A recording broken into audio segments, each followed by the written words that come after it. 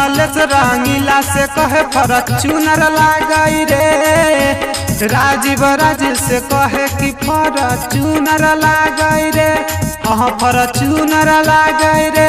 रे यारवा हमर मालवा के महाराजा चूचूनर लागई रे, रे यारवा हमर मालवा के महाराजा चूचूनर लागई रे।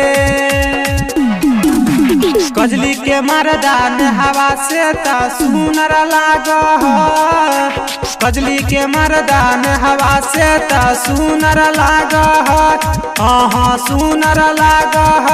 रे यारवा हमर मालवा के महाराजा चूचूनर लाग, रे यारवा हमर मालवा के महाराजा चूचूनर लाग।